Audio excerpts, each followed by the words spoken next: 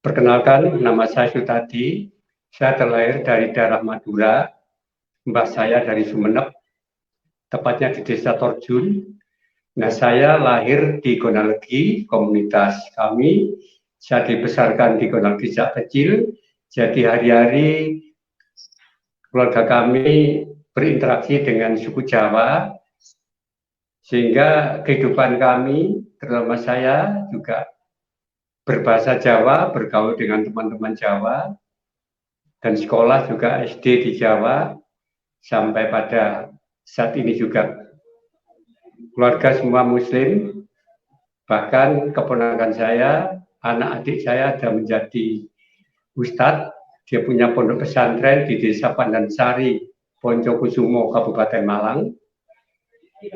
Dan paman saya juga pengasuh pondok pesantren di desa Pondok Mafatikul Huda. Beliau sudah dipanggil Tuhan, dan keluarga saya juga ada yang ngaji 2 orang. Saya anak pertama, semua Muslim.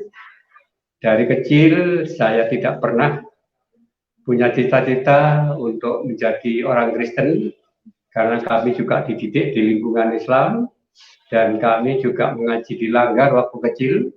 Ketika sampai sekolah di SMA, keluar saya di sekolah di SMA Jalan Raya Kartini di Malang Kota. Ketika itu saya tidak kos, namun bertempat di pondok pesantren di Kedung Kandang. Kebetulan pengasuhnya dari Madura, masih ada hubungan famili, hubungan keranda dekat dengan mbah saya. Kemudian lulus SMA, saya tidak kuliah, tapi saya oleh orang tua disuruh untuk belajar agama Islam lebih lagi di Pondok Pesantren Ketapang, Kepanjen, Kabupaten Malang. Haleluya. Puji Tuhan, salam sejahtera dalam kasih Tuhan Yesus Kristus. Shalom. Bagaimana kabar saudara hari ini? Kami berdoa saudara dalam keadaan sehat dan diberkati oleh Tuhan. Amin. Puji Tuhan. Senang sekali kami dapat menjumpai saudara untuk terus memberitakan kabar-kabar sukacita, kabar-kabar kesaksian para murtadin, bagaimana mereka meninggalkan agama lama mereka dan mereka datang kepada kekristenan. Namun satu hal yang perlu saudara ketahui, bahwa kali ini ada sesuatu yang berbeda, di mana seorang dari keluarga besarnya memiliki pondok pesantren, mereka adalah ustadz, ulama-ulama di dalam agama lamanya. Namun bagaimana kisahnya dia bisa percaya kepada Yesus? Tentu saudara ingin dengar apa kesaksiannya. Karena kesaksian ini akan sangat memberkati sekali.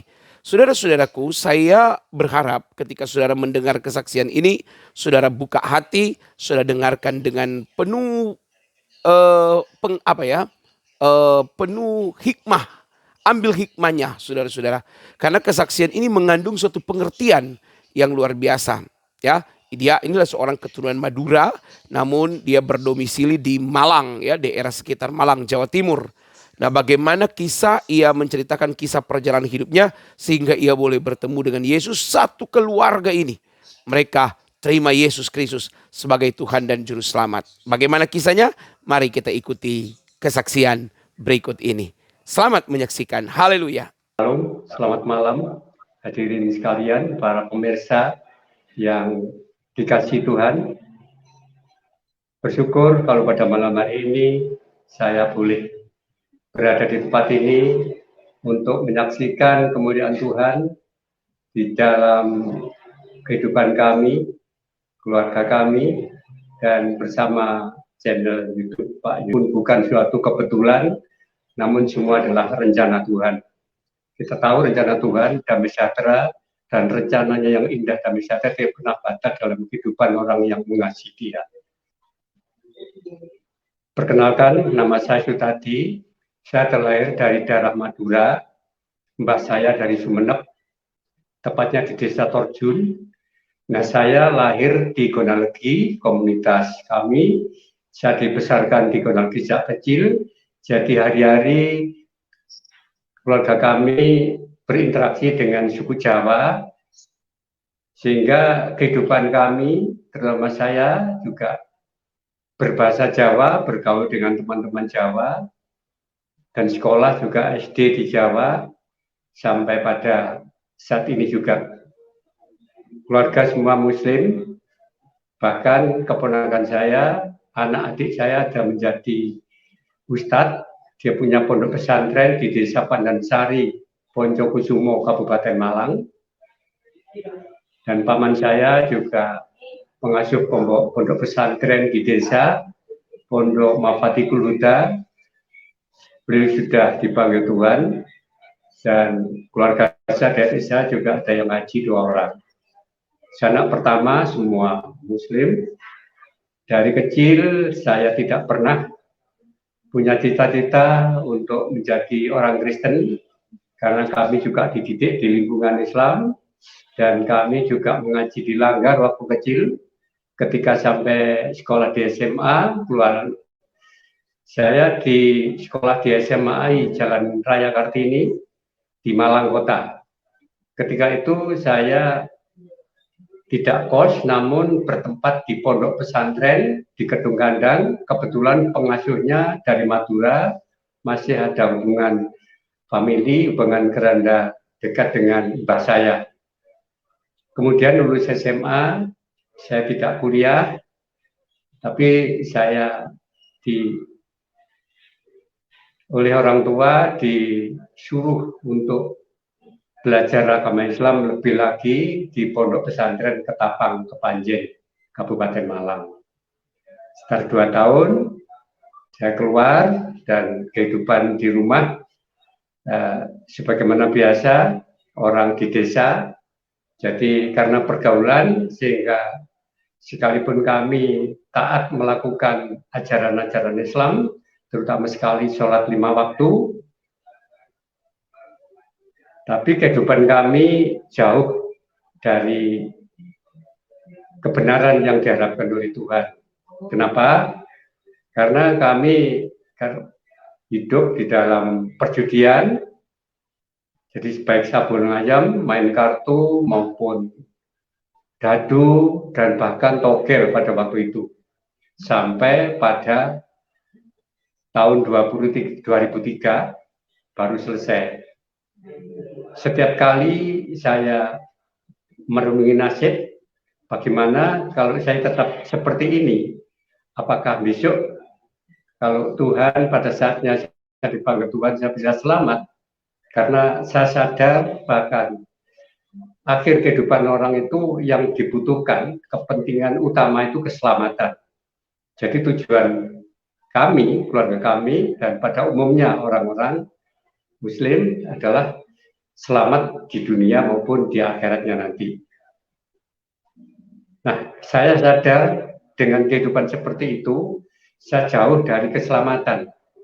Padahal sekalipun saya menyadari bahwa orang-orang di sekitar kami, di sekitar keluarga saya, sekalipun kehidupannya itu baik-baik, dia itu tekun melakukan ajaran agama, bahkan amal soleh dan sebagainya, itu tidak ada jaminan keselamatan. Kalau ditanya, apa besok Anda ketika dipanggil Tuhan akan mengalami keselamatan, artinya hidup di surga bersama Tuhan?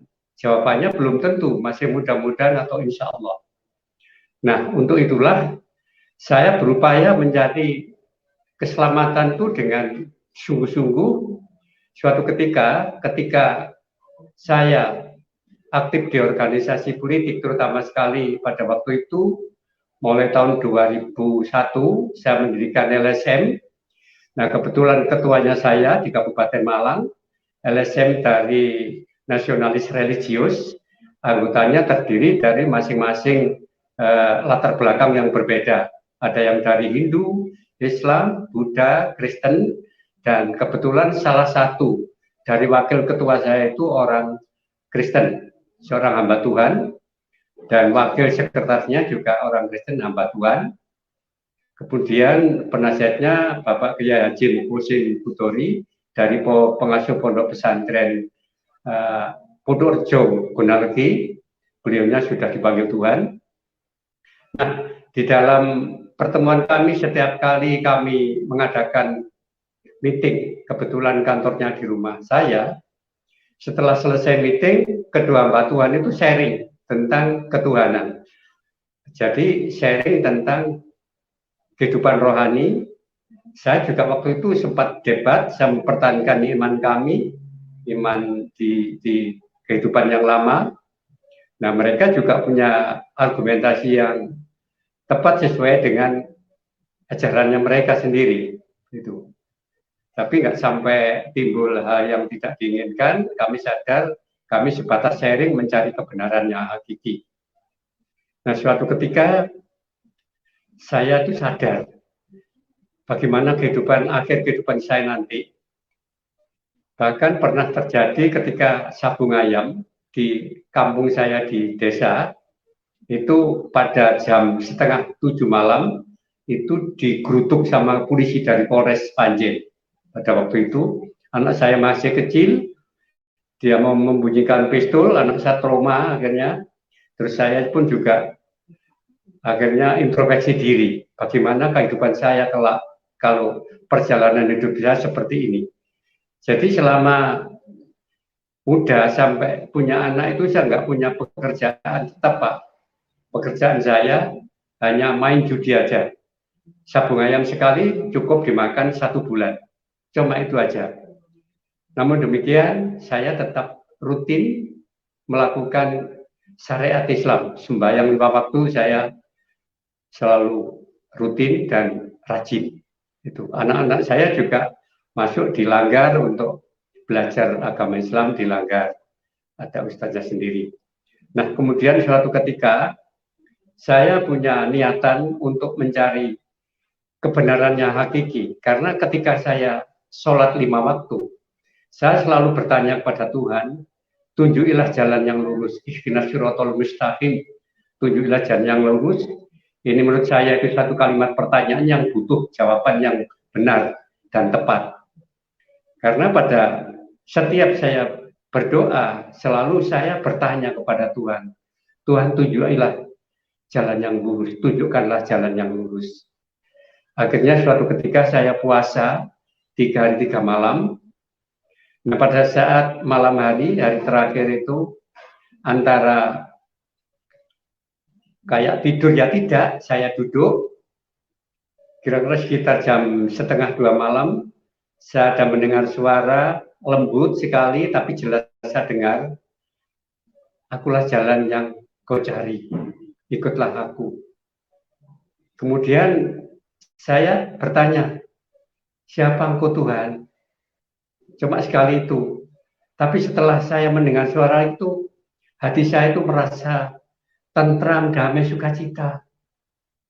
Padahal kebiasaannya itu saya emosionalnya tinggi. Maklum karena latar belakang orang-orang di jalanan, di medan judi. Setelah mendengar suara itu, setelah saya berpuasa paginya, saya merasa sukacita, damai. Kemudian saya bertemu dengan teman saya yang menyampaikan tentang siapa Yesus itu. Saya bertanya, akhirnya saya diajak ke Batu, bertemu kepada seorang yang dulu asalnya dari Muslim, menerima Tuhan Yesus. Beliaunya ini seorang hamba Tuhan di GB Diaspora. Kemudian pada waktu itu dijelaskan tentang keselamatan di dalam Yesus. Karena firman Tuhan katakan menurut beliaunya itu di bawah kolong langit ini tidak ada seorang pun nama, satu pun nama yang diberikan pada manusia itu selamat kecuali nama Dia, Yesus Kristus. Jadi nama yang dia janjikan, jaminan keselamatan yang dia janjikan itu bukan insya Allah atau moga-moga, tapi pasti adanya. Karena yang berkata Yesus sendiri, Tuhan Yesus sendiri yang menyampaikan. Itu. Pada waktu itu dengan pergumulan yang penuh karena apa? Keselamatan di keyakinan saya yang lama itu banyak jenjangnya, bertahap. Pertama kita harus melakukan amal soleh, perbuatan baik dan sebagainya. setelah saya mati, saya untuk mendapatkan keselamatan hidup di surga itu harus melalui hisab dulu, ditimbang, amal baik, amal jahatnya itu ditimbang. Kalau banyak amal jahatnya, dosanya langsung ke neraka. Cuman setelah ditimbang amal baiknya lebih baik, lebih berat, tapi akhirnya bisa ke surga. Itu pun masih menunggu tahapan. Tahapan bagaimana? Harus melalui jembatan Siratul Mustaqim. Nah, menurut kepercayaan kami yang kami dapat dari guru kami ketika kami di Keyakinan Lama, jembatan Siratul Mustaqim itu rambut dibelah 7, harus bisa melewati. Nah, ini saya pikir suatu kemustahilan dan tidak mungkin, apalagi bagi saya yang latar belakangnya seperti itu, orang jalanan, main kartu, sabung ayam, tadi semua saya katakan, merokok, bahkan sesekali minum minuman keras. Saya tidak akan bisa. Dan andaikan ditimbang, pasti dosa saya akan lebih berat. Tapi di dalam Yesus yang beliau sampaikan kepada saya pada waktu itu, yang bilang Tuhan sendiri, karena begitu besar kasih Allah kepada dunia, sehingga dia mengaruniakan anaknya yang tunggal, supaya setiap orang yang percaya kepadanya tidak binasa, melainkan beroleh hidup yang kekal. Nah, kenapa saya tidak percaya? Karena yang menyampaikan, yang bilang itu Tuhan Yesus sendiri. Suatu contoh ketika saya masih kecil, andaikan saya anak satu-satunya anak tunggal, ketika bapak saya masih hidup, bapak saya pesan, nah, ketika nanti bapak sudah meninggal dipanggil Tuhan, barang-barang yang ada di rumah ini, apa itu tanah, segalanya, hak milik bapak itu yang punya kamu, karena kamu ahli waris bapak. Itu sangat percaya. Kenapa? Karena yang ngomong bapak saya sendiri. Apalagi yang bicara seperti itu Tuhan. Tuhan yang menjamin keselamatan. Akhirnya dengan pergumulan yang penuh waktu itu sangat berat.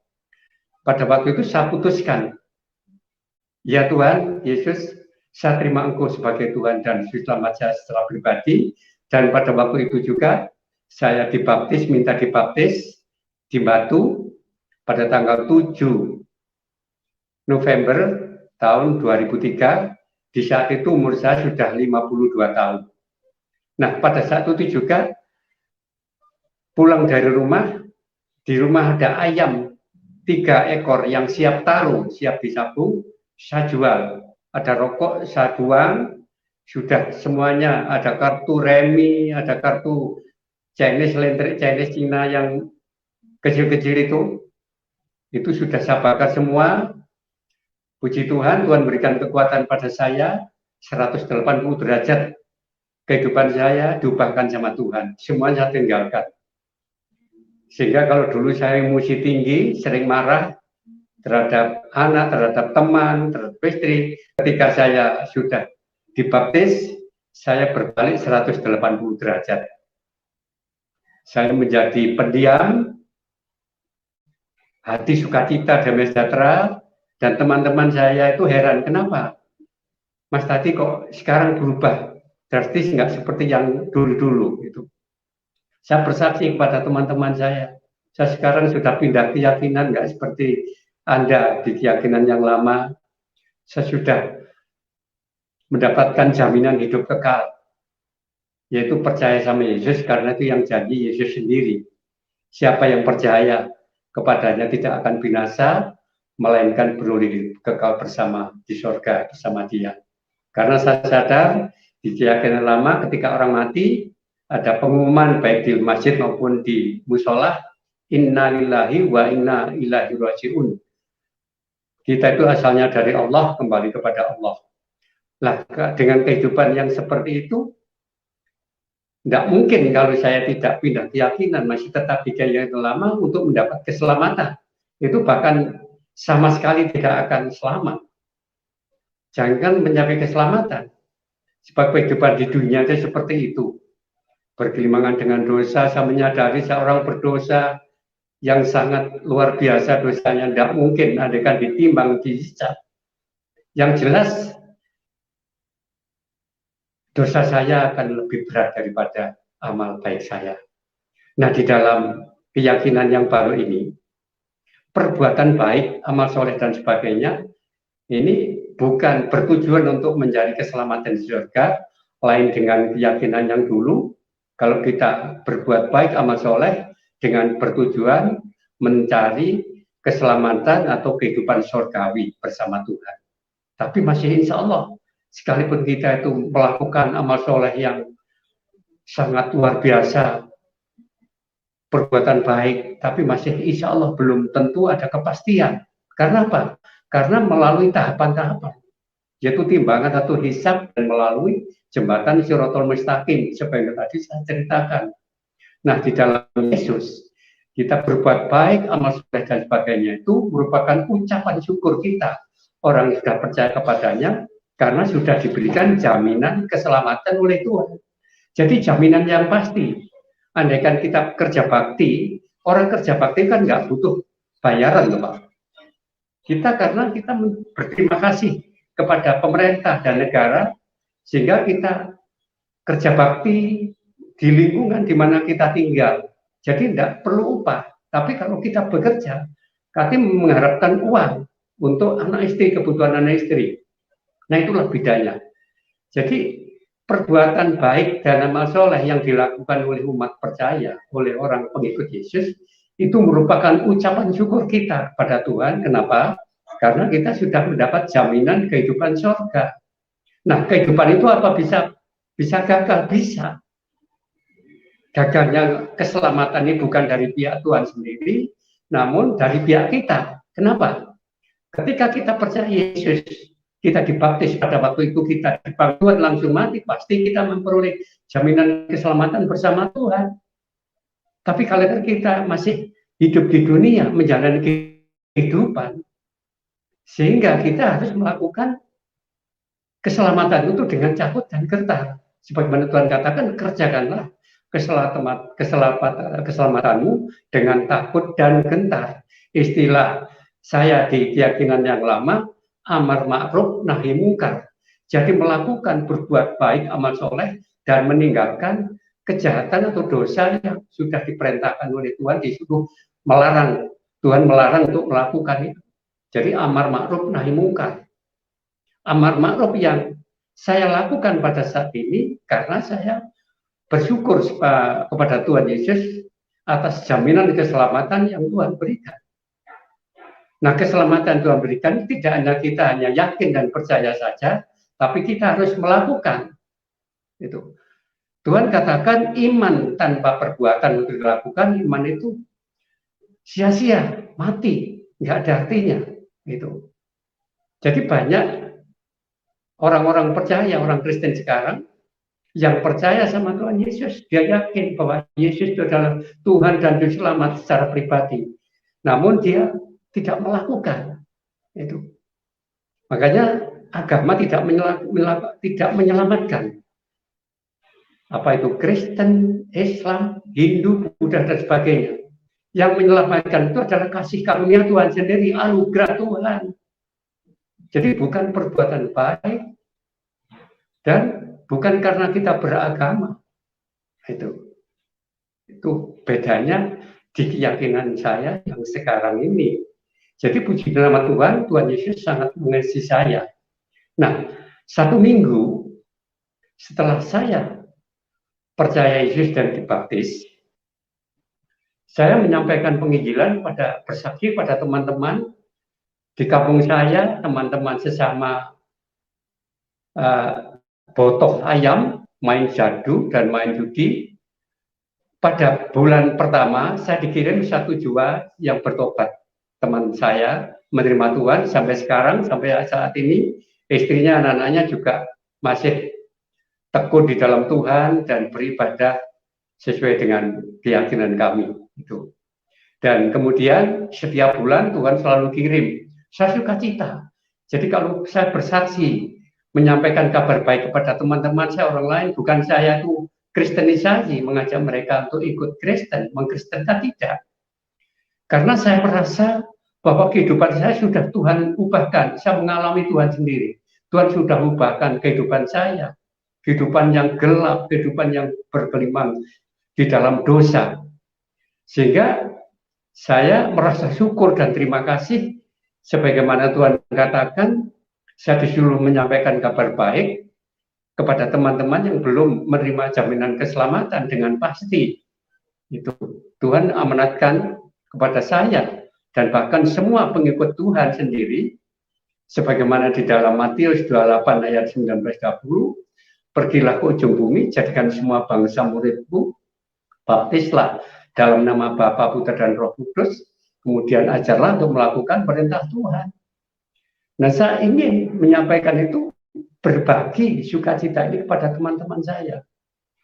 Saya selalu bertanya, Anda seandainya nanti dipanggil Tuhan sewaktu-waktu, apa sudah pasti menulis jaminan keselamatan hidup surga?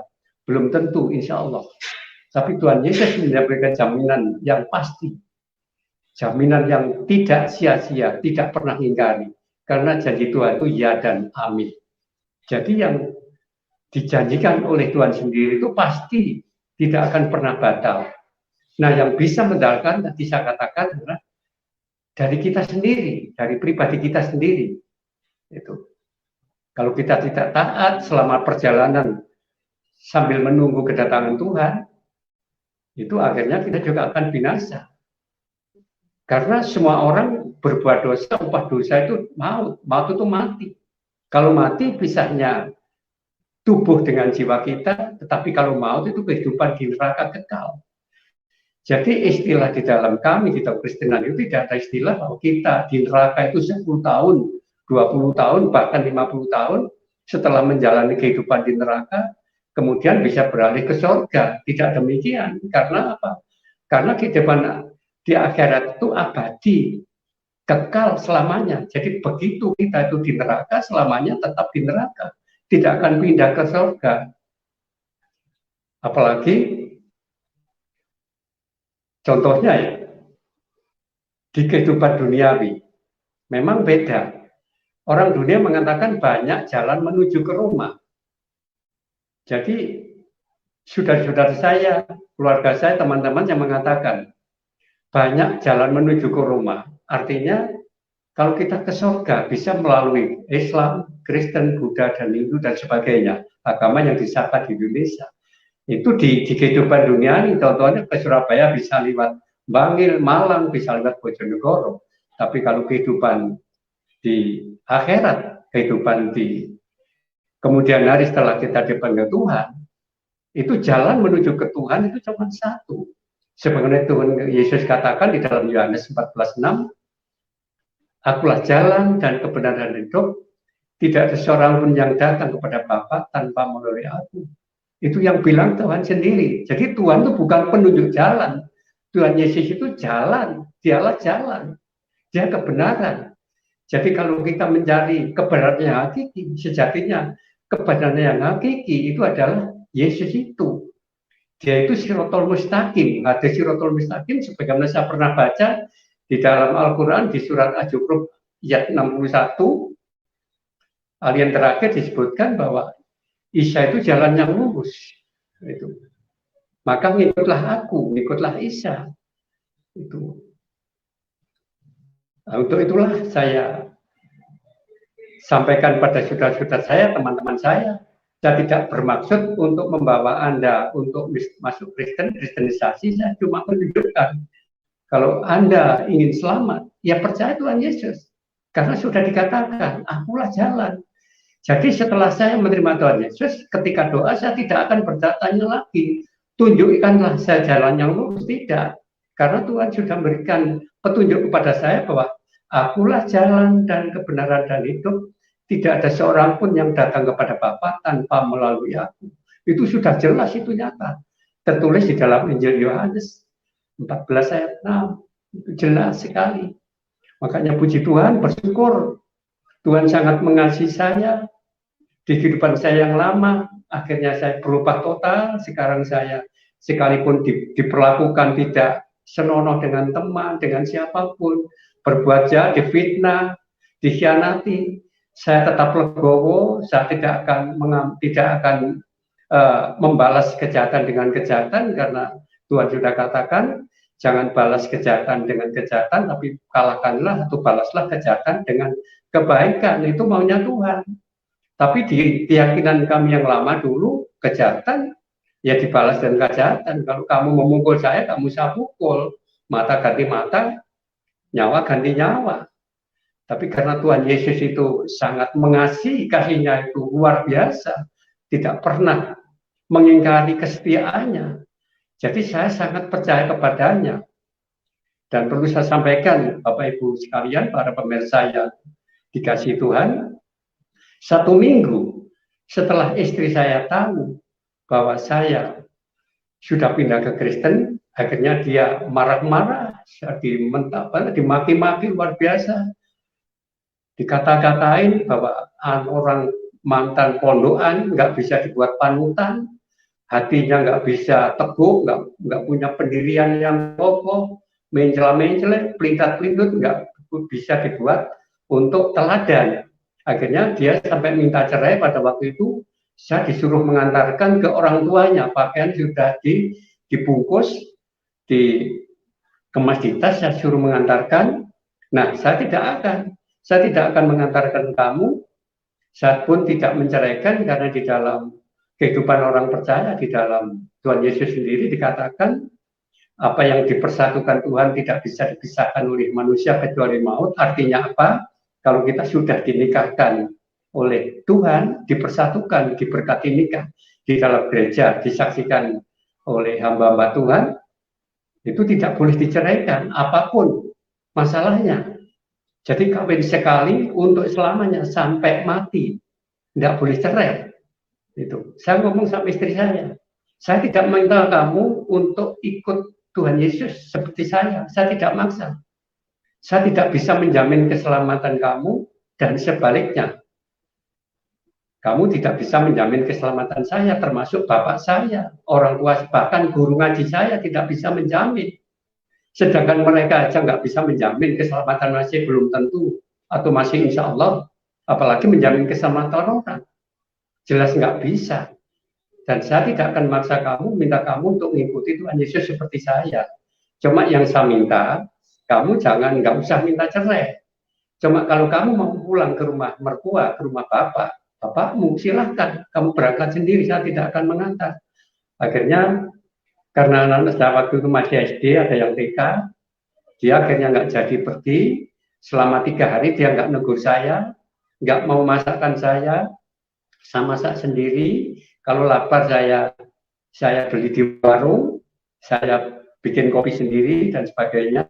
Sampai 3 hari 3 malam dia nggak negur siapa. Gitu. Akhirnya pada hari terakhir, kira-kira jam 12:30, dia tuh merintih, katanya perutnya sakit luar biasa, kayak ditusuk sama jarum gitu. Mau minta tolong saya nggak bisa, karena dia itu nggak negur sama saya, istilah Jawanya satu. Jadi dia cuma sambat sendiri, ya Allah sembuhkan saya, Allah. Mau minta tolong anak saya masih kecil-kecil. Akhirnya terus saya nggak sampai hati melihat istri saya kayak gitu. Saya ngomong, saya dekati, kamu mau saya doakan? Kalau kamu mau saya doakan, kamu percaya Tuhan Yesus bisa menyembuhkan, pasti kamu sembuh, kan? Insya Allah. Dia nggak mau jawab, dia diam. Nah, dengan diamnya itu saya artikan dia percaya, dia mau. Akhirnya dengan fanatis tangan saya tumpangkan di perutnya. Tuhan Yesus, tolong istri saya pada saat ini sakit perut, nyatakan kuasamu, tunjukkan mukjizatmu Tuhan pada saat ini juga, agar istri saya sembuh. Bahkan istri saya percaya bahwa itu adalah Tuhan yang layak disembah dan Tuhan juru selamatnya secara pribadi.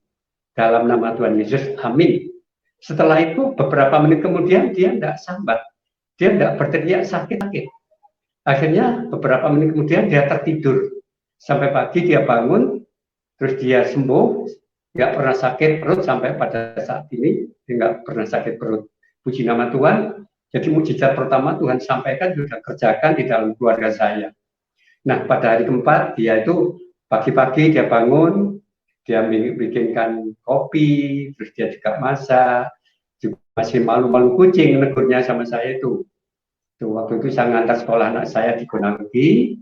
Nah, 1 bulan kemudian keluarga saya tahu, akhirnya keluarga saya, adik-adik saya semuanya bersidang, menganggap saya itu kafir, darahnya layak dibunuh, memalukan keluarga. Akhirnya saya dikasih opsi dua pilihan, bagaimana, apa tetap mengikut agama yang sekarang, mengikut Yesus, apa kembali, kalau nggak mau kembali kepada keyakinan yang lama, tetap keyakinan yang baru, saya dikat sudah nggak diakui saudara. Itu. Nah, kemudian telepon rumah saya diteror sama orang-orang tetangga saya, orang satu desa di mana saya tinggal. Saya ditelepon, juga istri saya ditelepon malam hari, kalau tidak kembali kepada keyakinan lama, dikasih waktu 1 bulan, rumah akan dibakar, akan didemo oleh orang-orang kampung. Nah, saya pikir daripada saya nanti rumah dibakar dan sebagainya, apa artinya saya punya rumah, punya segala sesuatu, tapi pada akhirnya tidak ada jaminan keselamatan. Lebih baik saya milih Yesus. Akhirnya saya keluar desa. Saya tinggalkan desa di mana saya tinggal selama 50 tahun, 52 tahun. Saya keluar desa. Waktu itu saya tinggal di Gonalgi, kebetulan di sekolah anak saya. Dan saya dipercaya sebagai ketua komite SD di sekolah anak saya. Itu ada ruangan kosong, bekas kantor yang tidak dipakai. Akhirnya suruh nempati sama kepala sekolah. Saya tempat situ belum sampai 1 tahun. Akhirnya beliau dan guru-guru yang lain tahu bahwa saya itu Kristen. Akhirnya saya disuruh keluar dengan dia bilang bahwa kantornya ini mau dialih dibuat perpustakaan. Akhirnya saya harus keluar dari tempat situ. Akhirnya saya pindah rumah lagi, kontrak.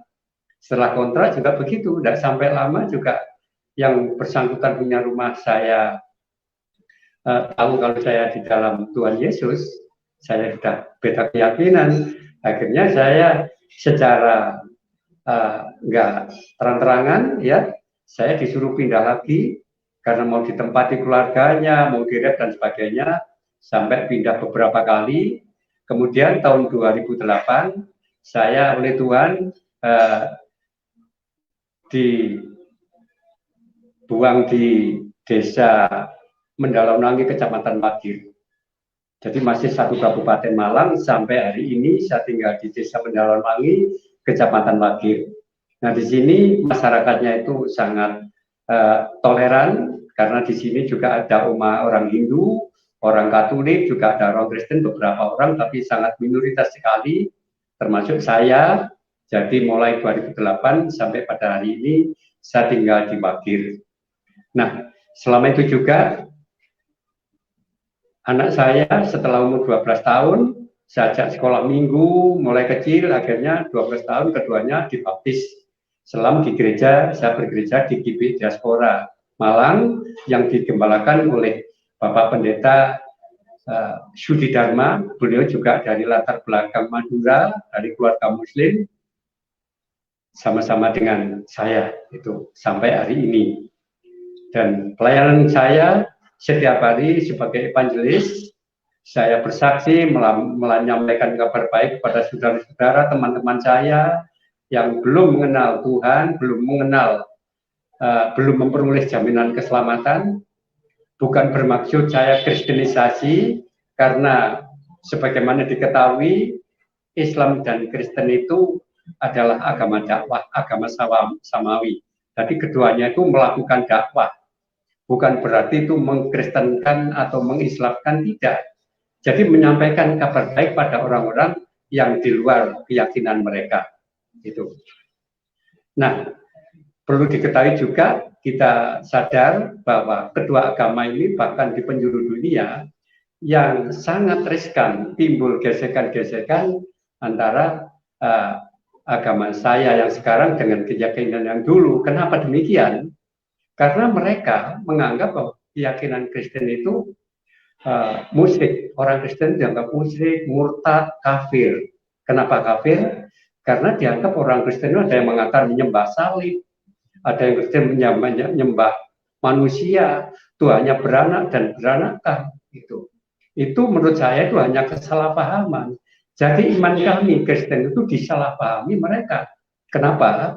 Karena mereka memahami iman kami Kristen itu dengan perspektif Al-Quran yang nggak bisa nyambung. Demikian juga memahami keislaman dengan perspektif Alkitab juga nggak bisa ketemu. Itu. Makanya kalau ingin mempelajari tentang kekristenan harus berangkat atau belajar dari Alkitab. Baik perjanjian lama maupun perjanjian baru. Alkitab itu firman Tuhan. Itu.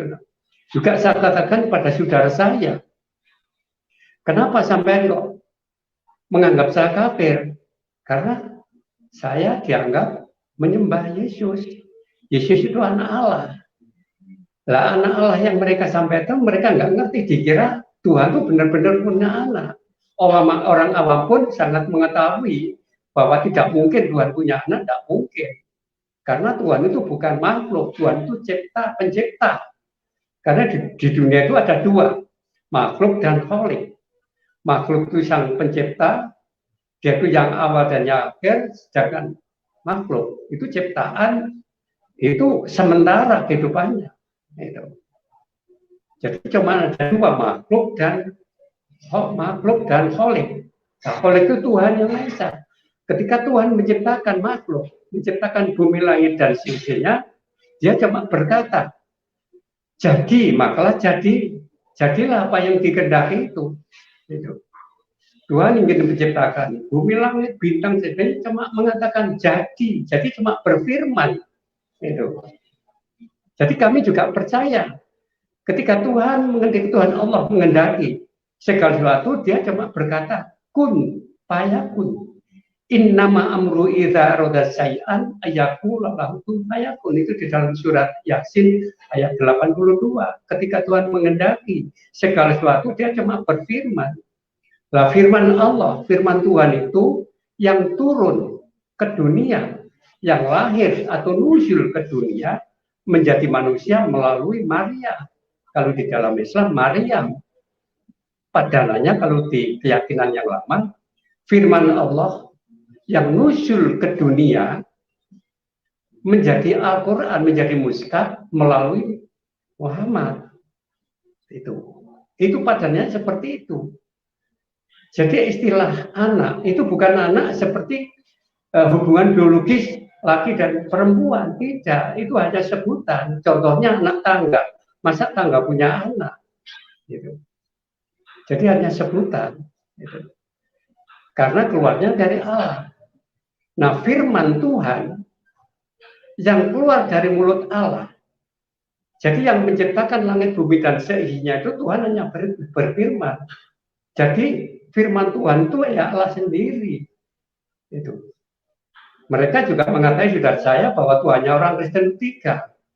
Sebab pengertian mereka, sebagaimana ajaran mereka, Tuhan yang tiga di dalam ajaran mereka itu antara Allah, Maryam, ibunya Yesus, dan Yesus sendiri anak. Itu sangat berbeda sekali. Trinitas atau Tritunggal di dalam keyakinan kami, di dalam kekristenan itu antara Bapa, Putra, dan Roh Kudus. Jadi ketiganya itu satu. Bisa dibedakan, tetapi tidak bisa dipisahkan. Jadi ketiganya itu yang awal dan yang akhir. Itu. Dia itu yang awal dan yang akhir. Alfa dan Omega. Tidak bisa dipisahkan, tapi bisa dibedakan. Hakikatnya cuma satu, tapi pada intinya bisa dibedakan dengan tiga, yaitu Allah atau Tuhan, firman Tuhan yang menjadi manusia Yesus itu, dan roh Allah. Roh Allah itu roh Tuhan. Sedangkan di dalam keyakinan dulu sudah dikatakan bahwa Isa binti Maryam itu ya roh Allah, ya firman Allah. Firman itu ya kalimatullah. Roh Allah ya roh Allah.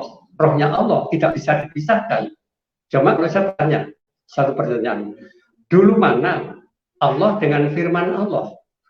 Kalau dijawab dulu Allah, berarti bahwa suatu ketika Allah pernah tidak bisa berfirman, tidak punya firman, alias Allah itu bisu.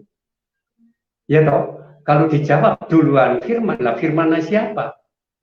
Ya firmannya Allah, makanya Allah dengan firman. Tuhan dengan firman tidak bisa dipisahkan. Demikian juga dengan roh.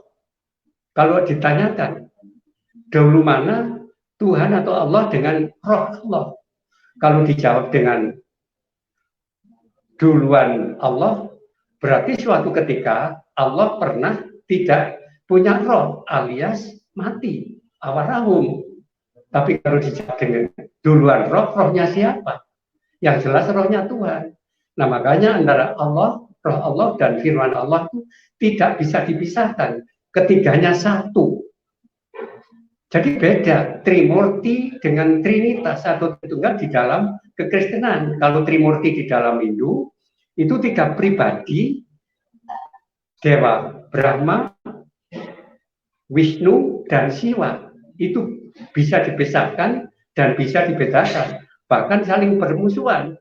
Itu ada pernah di dalam cerita wayangan antara Dewa Wisnu dan Dewa Siwa itu bermusuhan. Itu cerita wayang seperti itu. Tapi di dalam ajaran kekristenan, Trinitas itu tiga pribadi yang nggak bisa dipisahkan, satu hakikat. Jadi tiga yang satu. Jadi kalau satu tambah satu memang tiga. Tapi kalau satu kali satu sama dengan satu juga. Itu tiga pribadi, satu hakikat. Bisa dibedakan, tidak bisa dipisahkan. Itu. Sekalipun saya pengertian seperti itu, Bapak Ibu dan saudara sekalian, kalau tidak dipilih Tuhan, tidak akan percaya. Sebab Tuhan sudah katakan, memang secara duniawi, secara manusia bisa akan saya memilih Tuhan Yesus sebagai Tuhan dan selamat saya. Tapi firman Tuhan sudah katakan, bukan kamu yang memilih aku, tapi aku yang memilih kamu. Jadi yang memilih saya menjadi pengikutnya itu bukan saya. Dari awal saya tidak pernah mimpi, tidak pernah punya cita-cita ikut Tuhan Yesus. Bahkan yang saya ingat, Bapak Ibu dan Saudara sekalian, ketika saya masih SD kelas 2, mbah saya itu wanti-wanti pesan sama saya, Le, besok lek kowe wis tuwa, golek ono keris sing tus. Keris sing tus itu apa? Keris sing tus, sing sakti, sing yoni. Nah, pada saat saya sudah dewasa, sudah besar, sudah di atas 22, saya mencari itu apa yang dipesankan untuk mbak saya itu. Sekalinya bukan ketemunya ketika saya masih sudah di Islam, di Kristen ini. Saya pikir dulu keris yang tus, keris yang yoni, yang sakti itu Nogosawasara, Sabit Pinten, dan sebagainya. Ternyata itu hanya lambang, sanepan. Keris yang sakti, Kristus ya Yesus Kristus. Saya tahunya ketika saya ikut Tuhan Yesus. Yesus Kristus itu. Jadi orang Kristen itu sakti bukan karena puasa, bukan karena doa dan sebagainya, karena Roh Kudus atau Roh Tuhan sendiri yang ada di dalam dirinya. Tuhan katakan, roh yang di dalam kamu lebih besar kuasanya daripada roh-roh yang di dalam dunia. Gitu loh. Antara lain roh jahat, iblis, setan, jin dan sebagainya itu. Jadi roh saya itu lebih besar kuasanya di roh lain di dunia ini. Karena apa? Roh yang di dalam saya itu ya roh Tuhan sendiri. Jadi saya sudah menemukan apa yang sudah dipesankan oleh nenek saya, oleh mbak saya, bahwa carilah golek ono keris sing tus, keris yang sing yoni, sing sakti. Tahunnya ketika saya sudah ikut Tuhan Yesus. Itu. Jadi istilah orang desanya itu, wong Kristen itu setan ora doyan, demit orang dulit. Artinya apa? Jadi setan nggak mau dekat, nggak berani. Demit dan sejenisnya itu juga nggak akan mendekat. Kenapa? Karena kita itu orang saktinya, bukan karena kita sakti punya ilmu, tidak. Karena kita dilindungi oleh roh Tuhan sendiri. Aku menyertaimu. Ketika aku percaya pada Yesus sebagai Tuhan dan Selamat, pada waktu itu juga Roh Tuhan, Roh Kudus ada di dalam diri saya. Makanya saya, istilahnya itu saya setan ratu yang demi terang dulit, sakti, Mondroguno, bukan karena sakti punya ilmu, tapi karena saya disertai oleh Tuhan, dijangkung oleh Yesus sendiri. Sudah manunggale Gusti dengan saya di dalam Tuhan dan Tuhan di dalam saya. Gitu. Seperti saya juga pernah mendengar istilah Jawa, orang Jawa katakan, Gusti ku aduh tanpa wangenan, cedak tanpa senggolan. Artinya apa? Tuhan itu dekat, Gusti Tuhan itu dekat. Tapi kok enggak singgungan, kok enggak nyenggol. Karena Roh Tuhan ada di dalam diri orang percaya. Lah aduh tanpa wangenan, tanpa batas. Kuasa Tuhan itu semesta alam. Allahu Akbar, Tuhan itu semesta alam. Tidak ada batasnya. Makanya orang Jawa mengatakan, Gusti ku aduh tanpa wangenan, cedak tanpa senggolan. Nah, saya juga jelaskan sama adik saya, sama keluarga saya yang menyalahpahami saya, bahwa orang Kristen itu menyembah salib. Saya katakan, salib itu cuma lambang aja, simbol. Yang orisan itu, kita itu, mengasihi Tuhan, menyembah Tuhan, ya. Yang horizontal, yang vertikal itu kita ke atas ke Tuhan, ya. Kasihlah Tuhan Allahmu segenap hatimu, segenap akal budimu, dan segenap dengan kekuatanmu. Yang horizontal itu kasihlah sesamamu seperti dirimu sendiri. Jadi saya pikir-pikir ajaran itu sangat luar biasa. Jadi tidak ada ajaran kesesatan, ajaran kekerasan dan sebagainya. Bahkan lambangnya itu menyatakan bahwa lambang salib itu yang vertikal itu mengasihi Tuhan dengan segenap hati, segenap akal budi, segenap pikiran, kekuatan, dan yang horizontal itu mengasihi sama manusia, termasuk musuh. Lah musuh aja disuruh mengasihi, apalagi teman atau saudara kita. Itu sangat beda jauh, kayak bumi dengan langit. Perbedaannya dengan ajaran saya yang dulu itu. Ajaran yang sudah dulu itu apa? Ajarannya itu sangat luar biasa. Semuanya sudah tahu, lambangnya aja pedang. Kalau ingin hidup kekal mendapat pahala surga, harus melakukan jihad fisabilillah. Artinya harus memerangi orang kafir. Itu memerangi, lah namanya peperangan. Itu kan nggak hanya dibelai dan sebagainya, dirampok. Otomatis kalau saling melawan kan dibunuh. Itu. Tapi kalau di dalam keyakinan sekarang itu jangankan membunuh,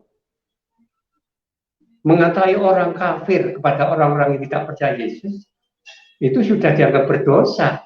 Itu dianggap berdosa. Itu. Jadi Tuhan Yesus tidak pernah memerintahkan untuk membunuh, karena semua itu ciptaan Tuhan. Tuhan sangat mengasihi semuanya, dan Tuhan Yesus tidak pernah memaksa manusia itu di alam semesta yang hidup ini untuk percaya kepadanya. Lek kowe butuh selamat ya percaya nang aku, lek ora butuh ya ora apa-apa. Tuhan tidak akan pernah memaksa untuk disembah. Tapi kasih Tuhan ketika kita sama-sama di dunia itu sama. Tidak pilih kasih. Ya karena saudara kita yang baik yang Hindu, yang Buddha, apalagi yang Islam, semua kaya-kaya, sehat-sehat semua. Hujan diturunkan Tuhan bukan untuk orang Kristen aja, untuk semua manusia. Itu bukti bahwa kasih Tuhan itu adil sama-sama pada kita. Namun masalah keselamatan nanti dulu. Kalau kamu nggak percaya sama aku, kamu nggak akan selamat. Percaya saja, yakin, tapi nggak melakukan, nggak akan selamat. Apalagi yang tidak percaya.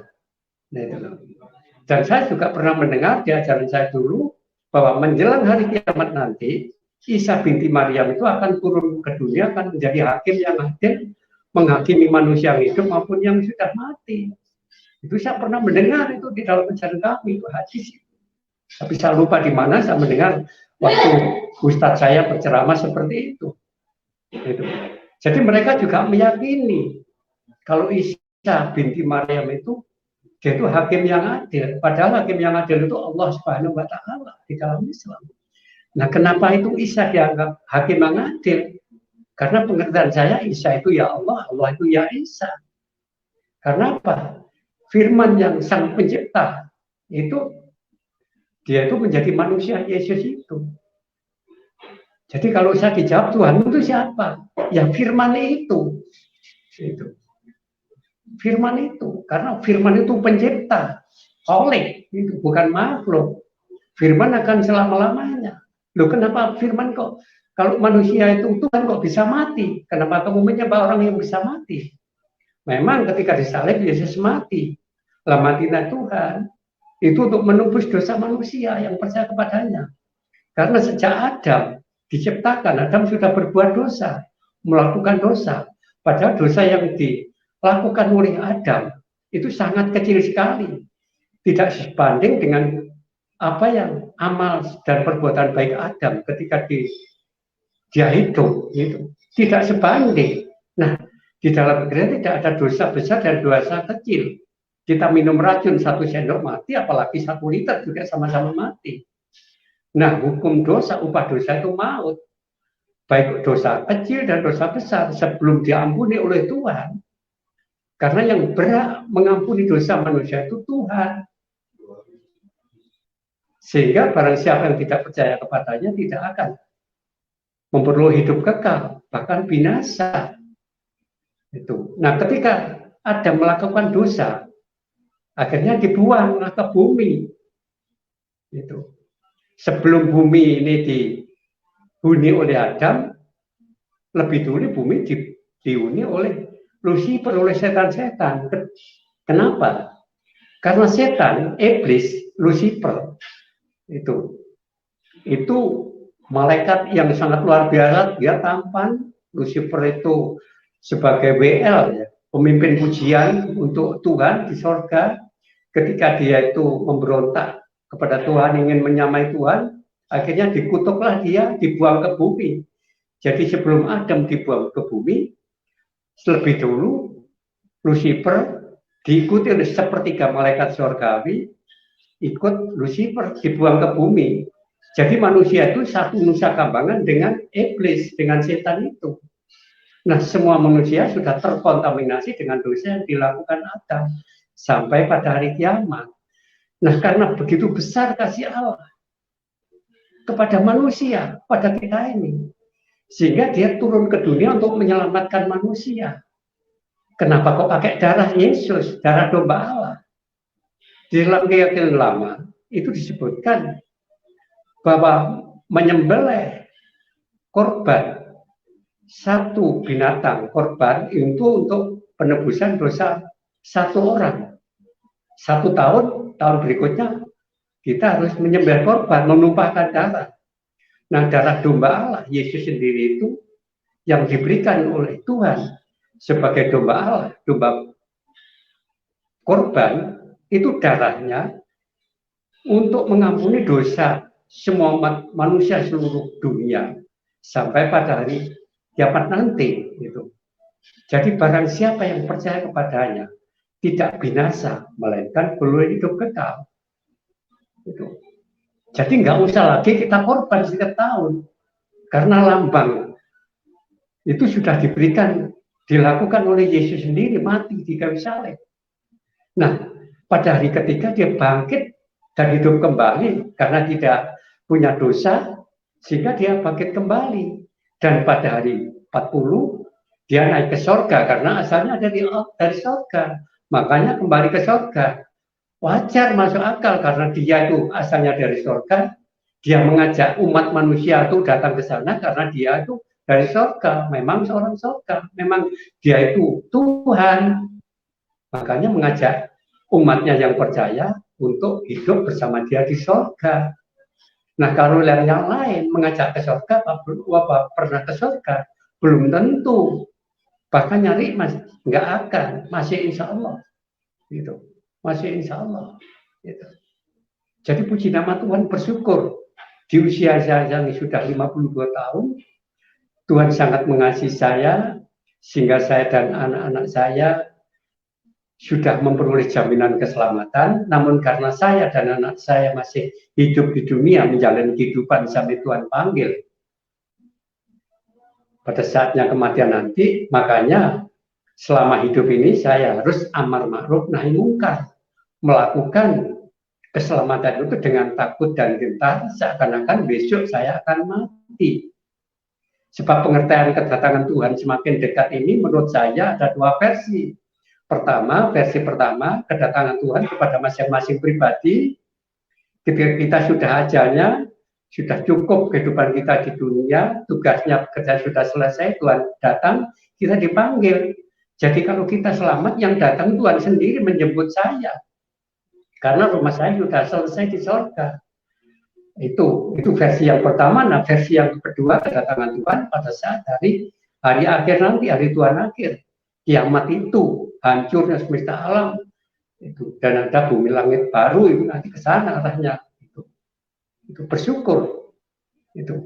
Saya punya kesempatan untuk melakukan hal-hal yang diperintahkan Tuhan. Puji nama Tuhan, memang pada saat ini saya belum sempurna, belum suci.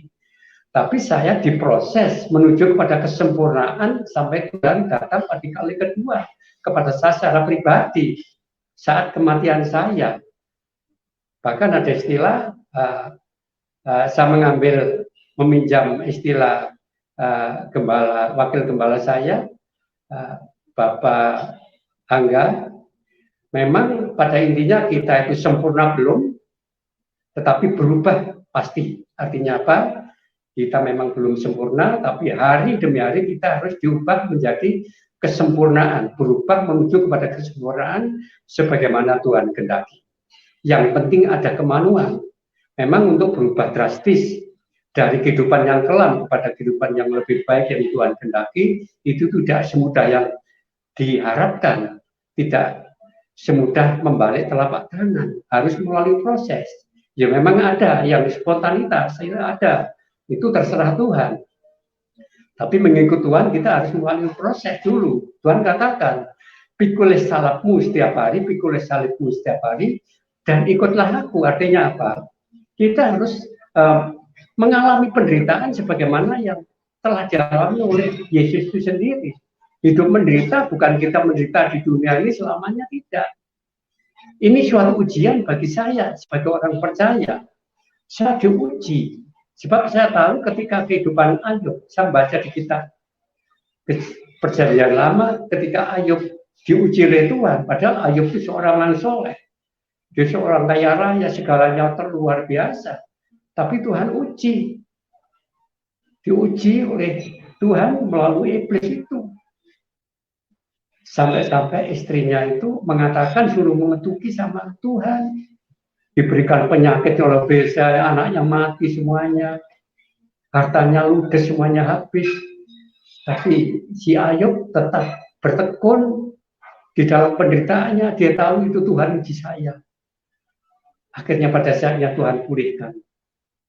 Anaknya kembali, dia punya anak lagi, hartanya dipulihkan. Luar biasa sekali. Saya sadar, setiap orang percaya harus pikul salib, mengalami penderitaan. Penderitaan itu ujian bagi kita. Itu bersukacitalah kalau hidup menderita. Kenapa?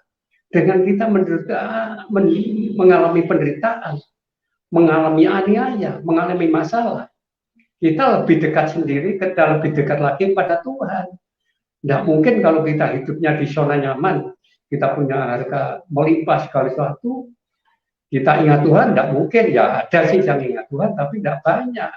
Ada lagi hidupannya sudah nyaman, akhirnya hidup foya-foya dan sebagainya. Karena kita nggak butuh apa-apa, nggak butuh Tuhan apalagi. Nah, lain halnya orang yang dilanda kesakitan, punya masalah, otomatis akan lebih mendekatkan lagi bahkan doa puasa. Agar apa? Agar Tuhan menyelesaikan. Nah, kita tentunya harus menyadari bahwa penderitaan seberat apapun, aniaya masalah yang kita hadapi di dunia ini tidak sebanding dengan kemuliaan yang akan Tuhan berikan kepada kita kelak bila kita sudah bersama Tuhan, dipanggil Tuhan. Luar biasa, selamanya kekal abadi, tidak ada batasan tahun, abad, bahkan mili, itu gak ada, kekal selamanya. Bersyukurlah, Tuhan sangat mengasihi saya. Nah, saya minta pada saudara-saudara saya, terutama adik-adik saya, ketika saya bertemu dengan mereka, setelah dipulihkan, itu saya tidak minta dia untuk mengikuti saya, tidak. Saya cuma menyampaikan kabar baik, karena penyampaian kabar baik itu adalah tugas saya sebagai orang sudah diselamatkan oleh Tuhan, sebagaimana perintahnya, amanatnya, saya harus menyampaikan kabar baik kepada semua orang yang belum mengenal dia, agar mereka memperoleh jaminan keselamatan seperti yang saya alami. Saya memperolehnya dengan cuma-cuma, nggak usah beli. Tuhan sudah mengampuni, sangat mengasihi sekali. Makanya sejak saya bertobat terima Tuhan sampai pada hari ini, detik ini, saya selalu mengabarkan kabar baik kepada siapapun yang bertempat, yang sempat bertemu dengan saya. Nah, contohnya ketika ada teman Muslim yang datang ke rumah saya yang mereka tidak tahu kalau saya sudah pindah keyakinan, terus saya dulu juga Muslim kayak Bapak, saya gitu kan. Silakan Bapak, sholat ini sudah waktunya, sholat Zuhur atau Asar di belakang itu lahar. Ada langgar, mau sholat di rumah, monggo, saya persilahkan, silakan. Loh Bapak nggak sholat? Enggak, saya sudah beda keyakinan, saya dulu juga Muslim kayak Anda. Tapi tahun 2003 saya sudah pindah keyakinan. Loh, kenapa pindah Pak? Nah, dengan saat itulah saya bisa menjawab, saya bisa memberikan pengertian. Karena mereka juga menyalahpahami iman kami. Mereka paham dan percaya bahwa orang Kristen itu kafir, orang Kristen itu syirik, musyrik, karena menyembah Allah yang tiga. Itu. Nah, pengertian Allah tiga tadi sudah saya jelaskan di depan. Tuh, akhirnya mereka juga mendengarkan dengan sukarela. Maaf Pak ya, saya nggak memaksa Pak untuk mengikuti iman kami. Ini cuma menyampaikan apa yang sebenarnya saya alami. Saya sekarang sekalipun nggak punya apa-apa, belum punya rumah, namun saya tetap sukacita di saya, istilah orang Jawanya ayam tentrem. Ya masalah sih mesti ada. Selama kita hidup di dunia, masalah mesti ada. Saya percaya tidak ada seorang pun di dunia yang tidak punya masalah. Saya percaya semua punya masalah, termasuk saya. Itu. Dan sampai saya sekarang ini pun juga saya punya masalah yang sangat berat sekali. Tapi saya nggak mengerutu. Sekalipun masalah saya belum Tuhan selesaikan, kehidupan keluarga belum selesaikan, rumah belum dikasih, tapi saya akan tetap tekun dan bersyukur pada Tuhan, tetap akan memuji dan menyembah Tuhan sampai Tuhan datang kali kedua. Sebab saya percaya hidup dunia itu cuma sementara. Istilah Jawanya, urip nang dunia itu mau mampir ngombe. Wong mampir itu kan cuma sementara Pak, sebentar itu. Nah, bersyukur puji nama Tuhan sampai saat ini juga banyak teman-teman yang dipanggil Tuhan, bukan karena saya menyampaikan kabar baik kepada mereka, namun mereka sendiri yang dipilih oleh Tuhan. Saya menabur, ada orang lain yang menyiram, memupuk dan sebagainya, tapi Tuhan yang menumbuhkan. Tanpa ditumbuhkan oleh Tuhan, tanpa dipilih oleh Tuhan, tidak bisa mereka percaya sama Yesus. Jangan percaya, jangankan percaya. Sedangkan mengucap Yesus saja tidak mungkin. Tidak mungkin. Ya, itu puji nama Tuhan. Dan ini juga kabar baik, Bapak Ibu dan saudara sekalian. Ini ada cucu teman saya yang sudah saya sampaikan kabar baik 1 bulan yang lalu. Besok tanggal 7 Maret yang akan datang ini, dia sudah komit menerima Tuhan dan dibaptis Islam di Tulungagung, dan saya di WA untuk datang ke sana menyaksikan. Tuh, puji nama Tuhan, dia sudah menerima jaminan keselamatan. Nah, itulah Bapak Ibu dan saudara sekalian, para pemirsa YouTube ini yang saya kasihi dan yang dikasihi oleh Tuhan. Itulah awal kenapa sama kesaksian saya terima Tuhan Yesus. Dan sedikit juga ada karya Tuhan yang sudah dikerjakan di dalam kehidupan saya, mukjizat yang sudah saya alami bersama Tuhan selama mengikut Tuhan.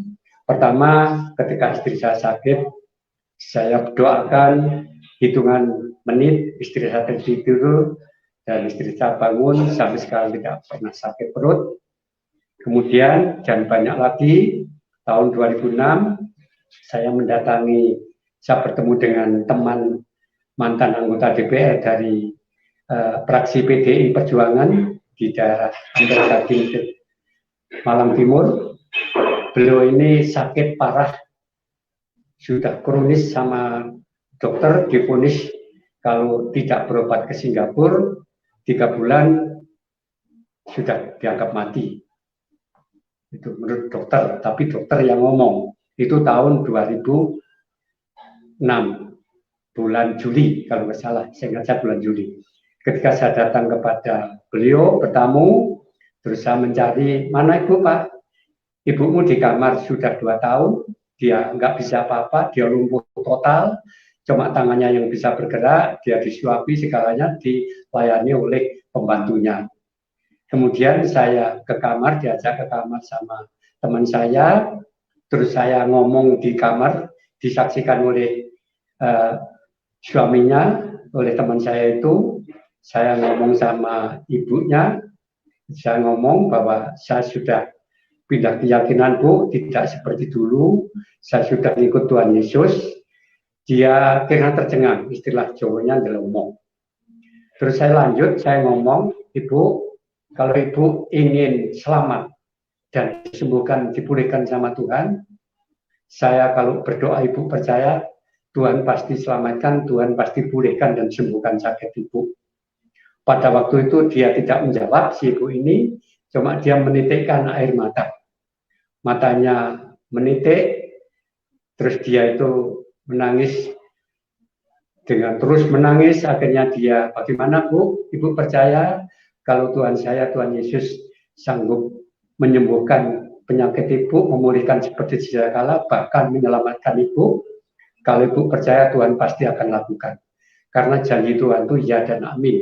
Janji Tuhan Yesus itu tidak insya Allah, pasti, dijamin pasti. Akhirnya beliaunya itu menganggukkan kepala itu. Nah setelah dia mengangguk, tanda bahwa dia setuju, saya ajari untuk, pada waktu itu saya ajari untuk mendengarkan saya memujikan pujian pada Tuhan. Mukjizat itu nyata. Saya sampai pujian 2 kali, akhirnya beliau juga dengan suara pelan menyanyikan. Saya juga waktu itu dilawat Tuhan, saya menangis, merasakan hadirat Tuhan luar biasa. Akhirnya saya tumpang tangan, di kakinya, di tubuhnya, di kepalanya, saya tumpang tangan, permisi Bu, saya akan tumpang tangan kepala Ibu. Akhirnya mantuk, begitu saya doa, mohon kesembuhan dari Tuhan Yesus, nyatakan mukjizat-Mu, tunjukkan kuasa-Mu di tempat ini, agar Ibu ini boleh pulih kembali seperti sedia kala, dan selamatkan Ibu ini dan semua keluarganya seperti Tuhan selamatkan kami. Amin. Dalam nama Tuhan Yesus, amin. Hitungan, nggak sampai hitungan menit, Bapak Ibu sekalian, Ibu ini langsung bangkit dari tidurnya, dia tuh duduk di depan, kemudian kakinya dijatuhkan ke lantai, menyentuh lantai, beberapa detik kemudian berdiri, saya saksikan dengan suaminya, akhirnya berjalan. Itu tahun 2006, bulan 7, bulan Juli, itu 2006, sukacita luar biasa. Dan sampai sekarang ibu ini sembuh. Nah, kemudian karena pada waktu itu hari Jumat, saya waktu pertama kali bertemu dengan teman saya itu, dia itu duduk di depan pintu, dia ngomong pada waktu itu bahwa hari Jumat Legi, waktu itu istilah Jawa hari Jumat Legi, saya tadi malam minta Tuhan agar minta mati diberikan mati. Kenapa? Sakit nggak sembuh-sembuh, sudah beberapa tahun, dokter sudah menulis 3 bulan, mau ke Singapura, jual tanah belum laku, akhirnya saya datang. Nah pada waktu itu saya tidak mendoakan teman saya yang laki-laki itu. Saya ngomong hari Jumat itu, Pak, saya hari Senin ke sini. Karena hari Minggu saya ke gereja, saya bisa ke sini hari Senin sama istri saya. Itu. Karena minggunya saya ke gereja. Nah, setelah hari Minggunya Bapak Ibu sekalian, saya tidak ada tugas apa-apa, setelah ibadah saya pulang, akhirnya saya ngajak dua teman saya para hamba Tuhan, untuk datang ke rumah beliau itu, ya, antara lain teman saya yang di komunitas waktu di LSM, hamba Tuhan itu, namanya Pak Suryadi. Saya ajak untuk ke rumah beliau. Beliau kaget ketika saya datang hari Minggu. Loh, kok hari Minggu sudah datang? Katanya hari Senin. Saya katakan, Pak, kalau kemarin saya ngomong hari Senin karena Minggu ke gereja. Nah, setelah nggak ada jadwal lain, nggak ada tugas lain, nggak ada kesibukan, akhirnya saya ke sini dengan Pak Suryadi. Nah, terus dia bercerita, pada saat dia itu duduk tidur di depan pintu minta Tuhan agar diberikan kematian, pada jam 2 malam, kira-kira jam 2 malam, dia mendengarkan suara entenono telung dinongkas. Jadi tunggu 3 hari lagi. Nah, akhirnya dia itu punya keyakinan, masa 3 hari lagi saya mau mati. Sampai pada hari Sabtu itu, ada saudaranya yang meninggal, dia tidak berani kunjung, tidak mau melayat. Istilahnya takziah ke orang mati tetangganya. Karena takut kalau mati di tengah jalan. Setelah mendengar suara, tunggu 3 hari lagi. Nah, kemudian setelah saya datang pada hari ketiga, dia menjelaskan, oh, sekalinya yang datang tunggu 3 hari lagi itu sampean. Jadi dia mengartikan tombo teko loro lungo. Terus dia minta doa pada saya, suruh mendoakan. Terus saya tanya, apa sampean percaya kalau Tuhan Yesus mampu atau sanggup memulihkan kesehatan Anda, menyembuhkan sakit Anda, bahkan menyelamatkan Anda? Percaya. Dia percaya karena ada bukti istrinya 3 hari yang lalu sudah ada mukjizat, Tuhan sudah nyatakan mukjizatnya, sembuh. Nah, dia yang divonis 3 bulan oleh dokter mati. Pada itu akhirnya dia minta didoakan. Kemudian saya ngomong sama beliaunya, Pak, apa sampean punya pusaka jimat-jimat? Boleh saya minta? Akhirnya dia tunjukkan ada keris ada 2, terus di temboknya itu ada lukisan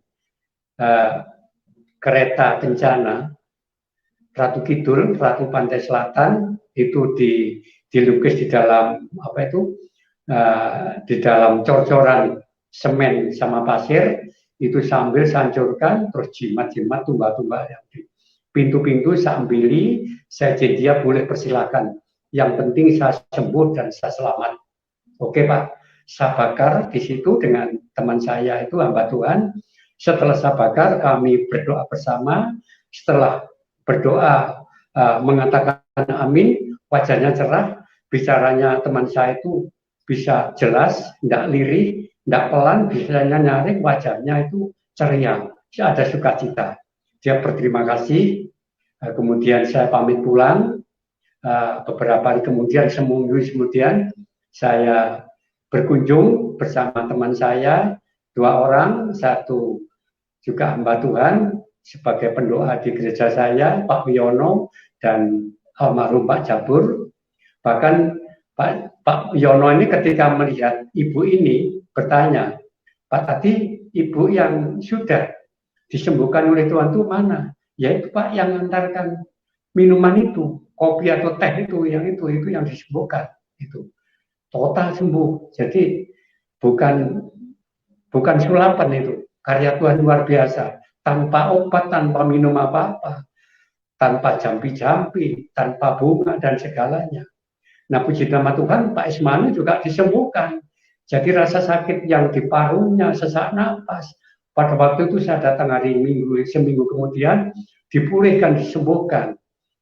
Nah, akhirnya sebulan kemudian ketemu saya, dia menghubungi saya, akhirnya dia komit untuk percaya sama Tuhan Yesus dan minta dibaptis.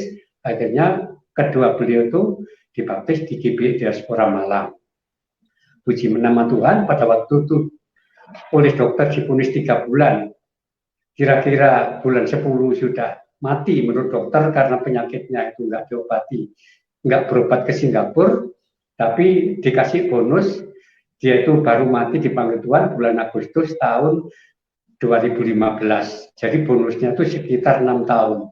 Itu luar biasa kasih Tuhan terhadap umatnya yang percaya. Luar biasa.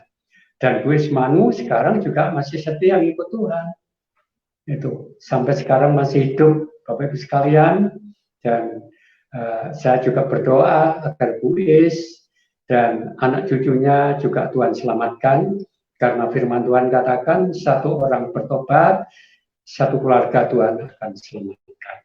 Itu firman Tuhan seperti itu. Nah contohnya, ketika saya bertobat, saya sendiri pada waktu itu. Nah beberapa bulan kemudian, akhirnya anak saya juga bertobat terima Tuhan. Nah istri saya yang sudah menolak Tuhan Yesus, sudah tidak percaya kepada saya, dia itu kagum heran melihat perubahan saya. Kalau sebelum saya menerima Tuhan Yesus, saya masih keras, masih berjudi sabungan dan sebagainya. Tapi setelah saya menerima Tuhan, kehidupan saya diubahkan, saya sabar, saya tidak emosional dan sebagainya. Akhirnya lambat laun, suatu ketika, setahun kemudian, dia minta saya untuk ikut ke gereja, minta diajak ke gereja. Maaf, saya tidak memaksa kamu, tidak meminta kamu, itu kesadaranku sendiri. Kalau kamu minta, monggo ikut ke gereja, silakan, ayo ke gereja. Nah, setelah ke gereja, itu pada bulan pertama, pada minggu pertama, itu di situ ada paduan suara. Ketika melihat paduan suara, istri saya ngomong sama saya, ingin bagaimana, apa bisa mengikuti paduan suara kayak ibu-ibu ingin seperti itu. Oh bisa, akhirnya saya ngomong sama hamba Tuhan yang pendeta yang mendapati saya, istrinya, kebetulan dulunya juga ikut paduan suara. Saya bilang sama ibunya itu, apa bisa istri saya ikut latihan paduan suara? Oh bisa Pak, kalau mengikut hari Rebo bisa mengikut latihan di gereja. Nah kemudian hari Rebo itu keadaan hujan, ketika mau ikut paduan suara mau berangkat ke gereja dari Gonaldi ke Malang, ada hujan akhirnya nggak jadi. Nah di dalam hujan itu istri saya mendengar, waktu sendirian di kamar, istri saya mendengar seperti ada suara kayak itu ada tip, ada radio yang melantunkan puji-pujian sampai dihafal berkali-kali, dihafal itu pujian-pujian itu. Sampai hafal jelas sama lagu-lagunya termasuk liriknya jelas. Ketika minggu berikutnya, Rebu berikutnya ke gereja, ketika latihan paduan suara pertama kali, teman-temannya heran. Kenapa? Loh, Bu Tati kok sudah hafal lagu ini? Siapa yang ngajari? Akhirnya istri saya ngomong, saya mendengar suara. Waktu saya nggak jadi latihan karena hujan, saya di rumah di kamar mendengar seperti ada radio atau apa itu kaset yang disetel, lagunya lagu ini, lagu yang dipujikan pada latihan pertama kali itu sama. Istri saya hafal baik liriknya maupun lagunya. Nah, itu juga kalau nggak campur tangan Tuhan, kalau nggak Roh Kudus yang mengajari tidak mungkin. Istri saya nggak pernah mendengarkan itu. Akhirnya istri saya juga dibaptis, puji nama Tuhan. Akhirnya satu, digenapi firman Tuhan bahwa satu bertobat, satu keluarga akan diselamatkan, itu digenapi dalam kehidupan keluarga saya. Itu nyata firman Tuhan itu ya dan amin. Dan firman-Nya tidak akan kembali dengan sia-sia. Namun kepada adik saya dan teman-teman saya, sekalipun saya sampaikan kabar baik, istilah Jawa nembok sampai mulu, tapi kalau dia tidak dipilih oleh Tuhan, tidak akan bisa percaya sama Yesus. Dan perlu kita tahu bahwa hidup itu pilihan. Tuhan sudah menyampaikan dua pilihan kepada kita. Aku hadapkan pilihan kepadamu, yaitu kutuk dan berkat. Nah kita mestinya punya hikmat, milih yang kutuk atau berkat. Kalau orang yang berwengkat mesti pilih berkat. Apalagi jaminan yang dijanjikan oleh Tuhan Yesus itu tidak semu, tidak akan pernah batal. sepanjang kita akan tetap tekun mengikuti Dia, kita tetap amar ma'ruf nahi mungkar, melakukan keselamatan itu sampai Tuhan panggil kali kedua dengan takut dan gentar. Ngikut Tuhan, saya katakan pada anak-anak saya, kalau kamu ngikut Tuhan nggak serius, asal-asalan, nggak ada artinya, lebih baik nggak ngikut. Tuas kesel, nggak ada artinya. Makanya saya katakan pada saudara sekitar yang seiman, marilah kita ngikut Tuhan itu dengan sungguh-sungguh, dengan takut dan gentar kita kerjakan keselamatan itu. Kenapa?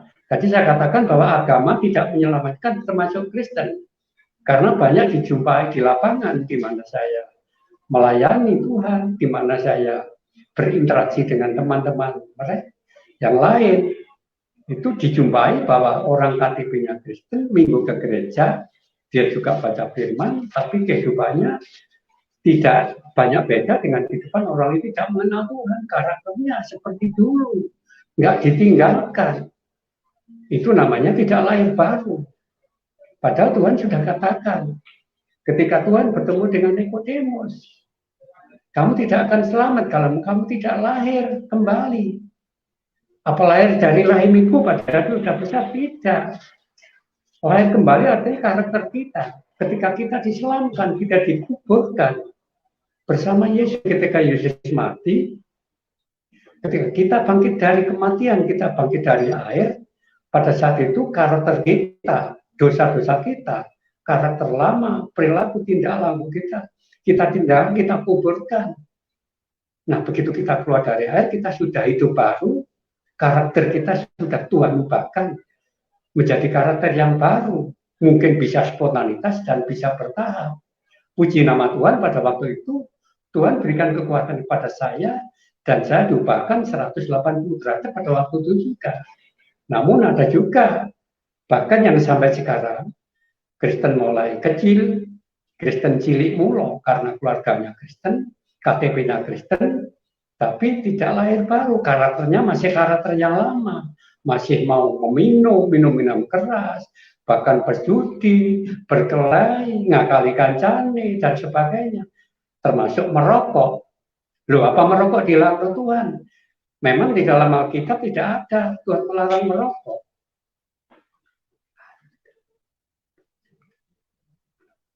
Tuh.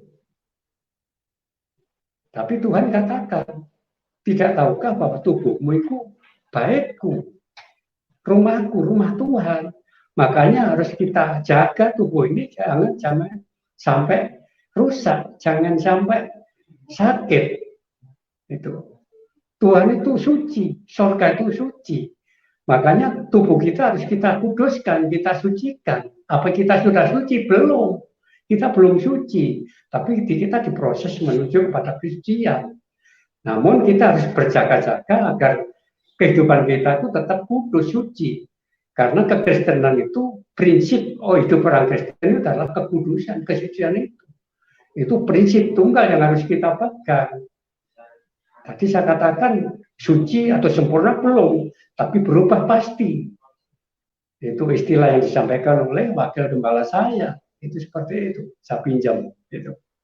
Makanya saya katakan pada saudara saya, kalau sudah Kristen, belum tentu sekalipun kamu Kristen, memang janji Tuhan itu ya tanami. Tapi kalau nggak melakukan, nggak amar ma'ruf nahi mungkar, nggak mengerjakan keselamatan itu, akan sia-sia adanya. Iman tanpa dilakukan sia-sia adanya, iman itu akan mati. Percuma mengikut Kristus kalau nggak serius dan sungguh-sungguh. Gitu. Itulah Bapak, Ibu, dan saudara sekalian, kesaksian dan mukjizat-mukjizat yang Tuhan nyatakan kepada saya, dan banyak hal yang lagi yang saya ceritakan. Kalau saya ceritakan nggak cukup waktu beberapa jam, itu karena banyak sekali yang saya alami, saya mengalami Tuhan. Memang untuk kita bisa berubah, kita harus mengalami perjumpaan dengan Tuhan sendiri. Memang pada awalnya saya mengerti bahwa Yesus itu Tuhan itu dari teman, dari orang-orang lain. Tapi sekarang saya sudah mengalami sendiri. Sudah mengalami sendiri. Bahwa Tuhan itulah yang luar biasa, yang layak disembah, mengalami Tuhan. Sehingga hidup saya diubahkan seperti ini. Terus terang masalah pekerjaan Bapak Ibu sekalian. Karena pekerjaannya setelah saya mengenal Tuhan Yesus, saya hidup di dalam pengangguran. Yang dulu itu saya di meja judi, setelah nganggur, saya kan butuh makan. Akhirnya saya minta Tuhan, Tuhan, mohon saya dikasih pekerjaan Tuhan. Kalau saya nggak bekerja, saya nggak bisa makan. Akhirnya Tuhan kasih hikmat, istri saya mengusulkan untuk buat sari kedelai. Jadi pada tahun 2004 saya belajar membuat sari kedelai secara alami bersama istri saya. Sampai sekarang saya kirim ke kantin-kantin sekolah. Sampai sekarang untuk kehidupan keluarga saya, untuk menyekolahkan kedua anak saya sampai anak saya berhasil menjadi sarjana Eskom. Itu juga Tuhan memelihara melalui pekerjaan sari kedelai dan berkat-berkat lain yang sudah Tuhan berikan. Itu. Nah, setelah pandemi ini sejak Maret sampai hari ini saya pray nggak bikin sari kedelai. Jadi hidup dalam pemeliharaan Tuhan. Namun demikian Tuhan tidak pernah mengecewakan pemeliharaannya. Saya nggak pernah kekurangan. Tuhan pelihara saya masalah kehidupan hari-hari, makan, beras, minum, sebagainya. Tuhan berikan, cukupkan. Nggak pernah meminta-minta. Gitu. Itulah hebatnya Tuhan, luar biasanya Tuhan. Jadi perubahan diri saya sejak saya belum menerima Tuhan, sampai saya hari ini tetap di dalam Tuhan Yesus, itu sangat luar biasa sekali, kayak bumi dan langit. Dan perlu diketahui bahwa ajaran yang dulu dengan ajaran sekarang sangat-sangat berbeda. Tuhan Yesus sangat mengasihi, sangat kesetiaannya itu tidak pernah mengingkari. Sekalipun kedapatan saya atau umatnya tidak setia, melakukan pelanggaran, namun kesetiaan Tuhan Yesus tetap dilakukan kepada kita. Dia menunggu pertobatan umatnya yang berdosa sampai kapan? Tidak akan terlambat. Nah, kesempatan kita untuk mencari keselamatan ketika masih hidup di dunia ini, carilah keselamatan itu. Janganlah sia-siakan hidup ini, karena hidup itu cuma sementara. Hidup itu mau mampir-ngumbi, sekejap. Sakedap nitro, katanya orang Jawa. Itu sekejap mata. Nah, itulah. Dan apakah tidak ada tantangan? Ya, itu tantangan yang saya kasih, yang saya sampaikan, Bapak Ibu dan saudara sekalian. Pertama, saya diusir oleh orang kampung, dianggap orang lain sama keluarga, tapi 1 tahun kemudian sudah dipulihkan. Bahkan keponakan saya yang sejak saya bertobat sampai hari kemarin tidak pernah bertemu saya karena saya dianggap kafir, dianggap memalukan keluarga. Akhirnya tanggal 10 Februari kemarin Tuhan pertemukan di salah satu acara selamatan 7 harinya keponakan mantan selamatan 7 hari adik ipar saya yang meninggal di Gonalgi, ketemu di sana. Ada kemudian saya dipulihkan, saya minta maaf, dia juga minta maaf, rangkulan. Jadi sudah nggak ada apa-apa. Lakum dinukum waliyadin, untukmu agamamu, untuk agamaku.